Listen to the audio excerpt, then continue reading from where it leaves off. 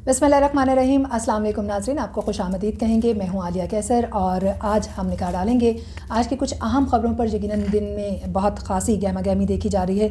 जहाँ में हुकूमतें बहुत ज़्यादा मुतहरिक दिखाई दे रही हैं, वहीं पर दूसरी जानिब हमें बड़े पैमाने पर हमारी अदालतें भी मुतहरिक दिखाई दे रही हैं। हुकूमतें जहाँ पर अदालतों के क़याम के हवाले से काम कर रही हैं ताकि जल्दी जल्दी केसेस निपटाए जाएँ, तो वहीं पर मुख्तलिफ़ अदालतें अहम इक़दाम ले रही हैं। आज कुछ हम टॉप स्टोरीज़ में निगाह डालेंगे अदालतों के किरदार के हवाले से भी, लेकिन जो अहम चीज़ मैं आप लोगों के साथ शेयर करना चाहती हूँ वो कोरोना के हवाले से भी है। गुज़श्ता रोज़ एक दिन में रिकॉर्ड 105 अमवात कोरोना की वजह से हुई हैं, जो कि इंतहाई अफसोसनाक हैं। 4.5 लाख कोरोना के मुतासरीन जो मरीज़ हैं उनकी तादाद पाकिस्तान में पहुँच चुकी है। और एक ही दिन में रिकॉर्ड अगर हम बात करते चलें तो 2000 से ज़ायद मुसद्दक़ा केसेस हमारे सामने आए हैं गुज़श्ता 24 घंटे के दौरान। तो एहतियात कीजिए, बाहर निकलिए तो इस बात का एहतमाल रखिए कि मास्क ज़रूर पहनिए, सैनिटाइज़र का इस्तेमाल कीजिए। एहतियात वाहिद इलाज। और चूँकि सर्द मौसम आ चुका है और शदीद सर्द मौसम जो है उसका हमें सामना करना पड़ेगा। इस मौसम में कोरोना से अगर हम एहतियात नहीं करेंगे, हम अपने लिए बचाव नहीं करेंगे, तो दीगर भी कई बीमारियां हैं जो कि हमें अंदरूनी तौर पर कमज़ोर कर सकती हैं। तो एहतियात रखिए ताकि हुकूमत की तरफ से दिए गए SOPs और इक़दामात जो हैं वो कामयाब हों। अब कुछ टॉप स्टोरीज़ की जानिब बढ़ते हैं। तो सबसे पहले हम सुप्रीम कोर्ट की बात करेंगे, जिन्होंने फेडरल पब्लिक सर्विस कमीशन के जो मुलाज़मीन हैं उनकी प्रमोशन से मुतालिक केस रूल्स की दुरुस्तगी के लिए सर्विस ट्रिब्यूनल को भिजवा दिया है। अब कहा यह जा रहा है कि रूल्स की दुरुस्तगी इसलिए ज़रूरत इसकी पेश आई है कि ये मामला जो है उसके हवाले से आपको बता देते हैं कि बाकायदा तौर पर पब्लिक सर्विस कमीशन के अंदर एक शख्स को प्रमोट किया गया, असिस्टेंट डायरेक्टर, और कहा यह जा रहा है कि वो सिर्फ पढ़ना लिखना जानते। इस हवाले से समाअत हुई। चीफ जस्टिस गुलजार अहमद की सरबराही में 3 रुकनी बेंच ने इस केस की समाअत की है। चीफ जस्टिस ने रिमार्क्स दिए कि क्या FPSC इतना फालतू इदारा है कि चौकीदार को असिस्टेंट डायरेक्टर लगा दिया गया है। उन्होंने कहा कि क्या CSS के इम्तिहानात भी चौकीदार ही लेते हैं। जस्टिस एजाजुल हसन ने कहा कि क्या असिस्टेंट डायरेक्टर प्रमोट होने के लिए सिर्फ लिखना पढ़ना बहुत ज़रूरी है, क्योंकि ज़ाहिर है कि ये शख्स जो कि चौकीदार था सिर्फ लिखना पढ़ना ही जानता था। अगर हम अपनी बात करते चलें तो मुख्तलिफ इदारों में नौकरियां ढूंढने के लिए खाक छाननी पड़ती है, डिग्रियां उठाए हम इदारों के दरवाजे खटखटाते रहते हैं, कितने मराहल से गुजरना पड़ता है, कितने ही टेस्ट देने पड़ते हैं, फिर भी उसके बावजूद मुलाजमतें जो हैं वो शायद ही किसी के नसीब में आती हैं। और दूसरी जानिब आप कहीं चौकीदार लग जाएँ, सिर्फ लिखना पढ़ना जानते हो, तो आपको असिस्टेंट डायरेक्टर की पोस्ट मिल सकती है। ये इंतहाई हैरान कुन बात है और यही वजह है कि FPC पर एक बड़ा जो है वो सवालिया निशान उठाया गया और कहा जा रहा है कि FPSC एक बड़ा इदारा है। तो इतने बड़े इदारे में ये चीफ जस्टिस साहब का सवाल है कि ये कैसे मुमकिन हो पाया। इसका मतलब ये है कि या तो साजिश हुई है इस इदारे के अंदर या फिर करप्शन हुई है। दूसरी तरफ उन्होंने कहा कि अनपढ़ आदमी को FPSC का डायरेक्टर लगा दिया गया। दरख्वास्त गुजार के जो वकील हैं उन्होंने मौक़िफ़ अपनाया है कि एस्टैब्लिशमेंट डिवीज़न की रिपोर्ट में दिए गए रूल्स के मुताबिक प्रमोशन के लिए सिर्फ टेस्ट होना लाजिम है। अब देखना यह है कि इस केस की समाअत हुई है, मज़ीद इसकी समाअत पर जो अपडेट आती रहेगी वो सामने ज़रूर आएगी। लेकिन ये हुकूमतों के लिए, अदालतों के लिए, इदारों के लिए एक बड़ा सवालिया निशान है कि एक चौकीदार को असिस्टेंट डायरेक्टर की पोस्ट पर प्रमोट कर दिया गया। क्या केस को रूल्स की दुरुस्तगी के लिए भिजवाना चाहिए या फिर इदारों को इस मामले में जवाबदेह बनाना चाहिए कि जो एक जायज़ जिसका हक है वो शख्स इस सीट पर नहीं बैठा हुआ और एक चौकीदार जो है वो वहाँ पर सिर्फ लिखना पढ़ना जानता है, डिग्री भी नहीं है, वहाँ पर प्रमोट कर दिया गया। ये कैसे मुमकिन हो पाया, ये देखना बहुत ज़रूरी होगा। अगली खबर जो हम शामिल करने जा रहे हैं आपके साथ वो इसलिए भी ज़्यादा इंटरेस्टिंग है कि जब हम मुख्तलिफ़ मामलात में अपने सरबराहान मुमलिकत को देखते हैं तो हम ये जानने की कोशिश करते हैं कि हम मुलाजमत इख्तियार किए हुए तो हमारी इतनी तनख्वाह होगी। इसी तरीके से जो हमारे सरबराहान मुमलिकत हैं वो भी तो पब्लिक सर्वेंट हैं, वो आवाम के जो हैं वो खादिम हैं या मुलाजिम हैं या उनके लिए काम करते हैं, तो इस मुलाजमत की उनको क्या तनख्वाह मिलती है।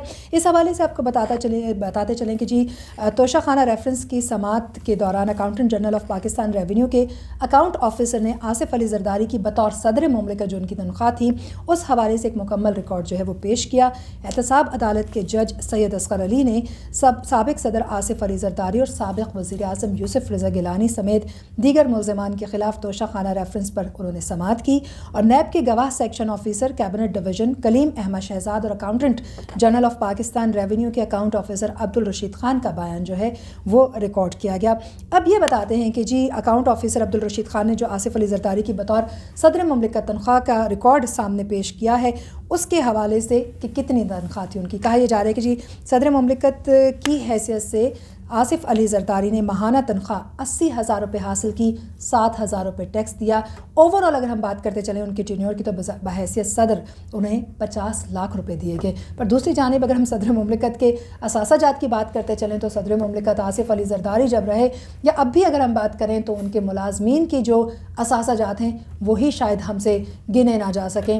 ان کے ریڑھی بان جو گھروں کے باہر یا ان کے شہر میں ہیں ان کے خفیہ اکاؤنٹ سے لاکھوں اربوں کروڑوں روپے برآمد ہوئے. تو یہ دیکھنا یہ ہوگا کہ اتنی امیر عوام جو ہے صرف انہی کے ہی علاقوں اور ان کے ہی قریب کیوں پائی گئی, جبکہ خود تو وہ صرف 80,000 روپے کی تنخواہ پر تھے اور بحیثیت بمشکل صدر مملکت انہوں نے بحیثیت صدر کی حیثیت سے جو ہے وہ انہوں نے 50 لاکھ روپے جو ہیں وہ حاصل کیے. ٹوٹل 7,000 روپے انہوں نے ملک کے مفاد میں ٹیکس بھی پے کیا ہے. یہ بھی ہمیں یاد رکھنا ہوگا.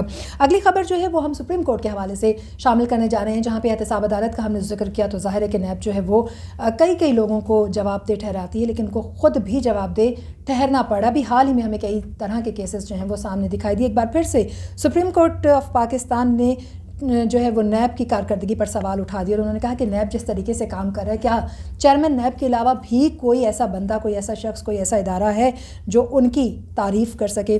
سپریم کورٹ نے نیب سے ملزمان کی گرفتاری کے حوالے سے پالیسی جو ہے وہ 2 ہفتے میں ترتیب دینے کی بات کی ہے. یعنی جو بھی ملزمان نیب گرفتار کرتی ہے اس کی پالیسی کیا ہے وہ پالیسی سامنے لائی جائے. اگر پالیسی نہیں ہے تو 2 ہفتے میں ترتیب دی جائے, اور اگر یہ پالیسی 2 ہفتے میں نہیں بنتی تو سپریم کورٹ نے چیئرمین نیب کو طلب کر لیا, وہ خود عدالت میں پیش ہوں گے. اگلی خبر جو ہم شامل کرنے جا رہے ہیں وہ بھی انتہائی اہمیت کی حامل اس طرح سے ہے کہ ہمارے جو قومی ٹیم ہے, قومی کرکٹر ہیں ہمارے, ان کے حوالے سے ہم بات کریں گے جو پاکستان کے اندر بھی خاصے فیوریٹ رہتے ہیں تو پاکستان کے باہر بھی پاکستان کی پہچان جو ہیں وہ بنے رہتے ہیں. ہم جس کرکٹر کے حوالے سے آج بات کر رہے ہیں انہوں نے انٹرنیشنل کرکٹ سے ریٹائرمنٹ کا اعلان کر دیا ہے. محمد عامر, جن پر 5 سال کی پابندی لگائی گئی تھی, یقیناً بھاری جرمانہ بھی ان پر عائد کیا گیا تھا. اس واقعے سے سبھی لوگ واقف ہیں تو اس میں جانے کے بجائے میں صرف یہ کہنا چاہوں گی کہ محمد عامر کا کہنا یہ ہے کہ انہوں نے بہت زیادہ ذہنی ٹارچر جو ہے وہ برداشت کیا ہے, ذہنی اذیت سے گزرے ہیں. وہ مزید یہ ذہنی اذیت نہیں لے سکتے. 2005 کی جو پابندی یا 5 سال کی جو پابندی تھی ان کے اوپر, اس کے بعد سے جب وہ واپس کھیل میں آئے ہیں تو کئی کرکٹرز نے ان کے ساتھ کھیلنے سے انکار کر دیا. انتظامیہ کا رویہ ان کے ساتھ درست نہیں رہا. ان کا کہنا یہ تھا کہ کون اپنے ملک کے لیے نہیں کھیلنا چاہتا. اب چونکہ وہ واپس پہنچے ہی ہیں آج سری لنکن پریمیم لیگ سے, تو ان کا کہنا یہ ہے کہ اب وہ لاہور پہنچیں گے کل یعنی بروز جمعہ, اور انتہائی اہم انکشافات جو ہیں وہ کل آنے والی پریس کانفرنس میں کریں گے. انٹرنیشنل کرکٹ مزید نہ کھیلنے کا انہوں نے فیصلہ کیا. دوسری جانب پی سی بی کی اگر ہم بات کریں تو ان کا کہنا یہ کہ ہمارے تو علم ہی نہیں ہے کہ محمد عامر جو ہیں وہ انٹرنیشنل کرکٹ نہیں کھیلنے والے, ہمیں تو خبروں کے ذریعے سے پتہ چل رہا ہے. انتہائی لا علمی کا اظہار انہوں نے کیا ہے, اور یہ وہ صورتحال ہے کہ جب کبھی بھی ذمہ داران سے سوال کیا جاتا ہے تو ایک بڑا عام سا جواب سامنے آتا ہے کہ جی ہمیں تو علم ہی نہیں ہے, ہم تو آپ سے سن رہے ہیں, اب اس معاملے کی تحقیق کی جائے گی. بہرحال دیکھتے ہیں کہ محمد عامر مزید کیا انکشافات کرتے ہیں. فی الحال ان کا کہنا یہ ہے کہ وہ مزید ذہنی ٹارچر نہیں لے سکتے اور کرکٹ, انٹرنیشنل کرکٹ جو ہے اس کو خیر آباد کہہ رہے ہیں. اگلی خبر ہم شامل کریں گے جی مسلم لیگ نون کی نائب صدر مریم نواز کے حوالے سے مختلف قسم کے بیانات دیتی ہوئی ہمیں دکھائی دیتی ہیں, کئی جلسے, کئی جلوس. انتہائی افسوس کی بات یہ ہے کہ ہمارے جب حکمران جو ہیں وہ سیاست میں مرد حکمران ناکامی کا سامنا کرتے ہیں تو خواتین ان کی آگے آتی ہیں, لیکن کیا خواتین وہ سیٹ اسی طریقے سے سنبھال سکتی ہیں یا نہیں, یہ ایک بڑا اہم سوال اٹھتا ہے. بہرحال جی مریم نواز صاحبہ کا کہنا ہے کہ قومی اور صوبائی اسمبلیوں کی 500 نشستوں پر ضمنی الیکشن نہیں کرائے جا سکتے, اور اگر ضمنی الیکشن کا یا انتخابات کا اعلان کیا گیا تو ہم چوڑیاں پہن کر گھر میں نہیں بیٹھیں گے.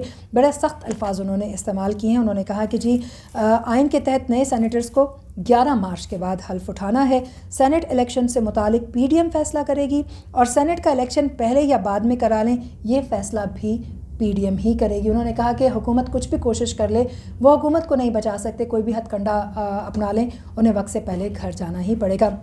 مریم صاحبہ نہ جانے کون سے خیالات میں ہیں, شاید ان کو لگ رہا ہے کہ وہ بھی اقتدار میں, یا پھر ان کو لگ رہا ہے کہ شاید ابھی ملک کے سیاسی فیصلے انہی کے ہاتھوں میں ہیں, لیکن شاید ان کو جاگنے کی ضرورت ہے. ان کے جو بھی ایڈوائزر ہیں ان کو بتانا ہوگا کہ اگر آپ اسمبلیوں سے استعفیٰ دے دیتے ہیں تو پھر آپ سینٹ کے انتخابات میں اپنے لوگوں کو نہیں بٹھا سکتے, جیسے کہ آپ کا کہنا تھا کہ ہم استعفے بھی دیں گے اور سینٹ کے جو انتخابات ہیں ان میں ہم حصہ بھی لیں گے. ان کا یہ بھی کہنا تھا کہ انتہائی اہم بات جو سامنے آئی ہے مریم نواز صاحبہ کی جانب سے, ان کا کہنا یہ ہے کہ پی ڈی ایم کی جماعتیں استعفے دیں گی اور یہ الیکشن نہیں کروا سکتے. حکومت کی جانب سے ان کا کہنا تھا, اور ان کا یہ بھی کہنا تھا کہ اگر ضمنی انتخابات کروائے گے, جو کہ خالہ جی کا گھر نہیں ہے, حکومت نہیں کروا سکتی, تو ہم چوڑیاں پہن کے گھر نہیں بیٹھیں گے.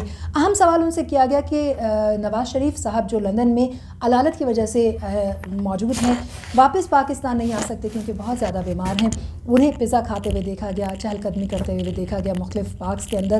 تو اس پر ایک بڑا سوال اٹھا, تو ان کا کہنا یہ تھا کہ کہاں لکھا ہوا ہے کہ جس مریض کے پلیٹلیٹس کم ہوں وہ پزا نہیں کھا سکتا کبھی کبھار. تو اگر وہ پزا کھا سکتے ہیں, چہل قدمی کر سکتے ہیں, تو پاکستان کیوں نہیں آ سکتے؟ آ کے جواب کیوں نہیں دے سکتے ان پر جو الزامات ہیں؟ یہ ایک بڑا سوال ہے. مریم نواز صاحبہ کو اس کا بھی جواب دینا چاہیے. اور آخری خبر سکولز کے حوالے سے ہے جی. بڑے لوگ جو ہیں وہ یہ جاننے کی کوشش کر رہے ہیں کہ سکولز واقعی کھلیں گے کیا؟ 31 جنوری تک چھٹیاں جو ہیں ان کو ایکسٹینڈ کر دیا گیا ہے یا کچھ دیگر معاملات ہیں. تو آپ کو بتاتے چلیں جی, وفاق کی جانب سے جو نجی تعلیمی ادارے ہیں ان کو ایک بڑا ریلیف ملا ہے, کیونکہ کہا یہ جا رہا ہے کہ وہ کافی لاس میں جا رہے ہیں, اور خاص طور پہ جو پرائیویٹ سکولز کے ٹیچرز ہیں وہ بہت زیادہ سفر کر رہے ہیں. تو اب یہ کہا گیا ہے کہ جو آن لائن ایجوکیشن نہیں اختیار کر رہے ادارے, ان کو یہ اجازت دے دی گئی ہے کہ وہ ہفتے میں ایک دن بچوں کو بلا کر انہیں کام دے سکتے ہیں. اس بات کی اجازت دی گئی ہے. Private educational institutions regulatory authority یا پیرا جو ہے اس نے نوٹیفیکیشن جاری کر دیا ہے, جس میں ہدایت کی گئی ہے کہ طلباء کو سکولز بلاتے ہوئے SOPs پر جو ہے وہ عمل درآمد یقینی بنایا جائے گا. 26 دسمبر سے 10 جنوری تک تعلیمی اداروں میں موسم سرما کی چھٹیاں ہوں گی, اور انہوں نے یہ بھی کہا کہ موسم سرما کی تعطیلات کے دوران جو طلباء ہیں ان کو اسکول نہیں بلایا جائے گا. اس سے قبل جو ہے وہ طلباء اسکول میں آ سکتے ہیں, اور جو پرائیویٹ اسکولز ہیں ان بچوں کو جو کہ آن لائن تعلیم نہیں حاصل کر پا رہے ان کو ہفتے میں ایک دن بلا کر اسکول کا کام دے سکتے ہیں. کوئی اسکول طلباء کو نہیں بلا سکتا.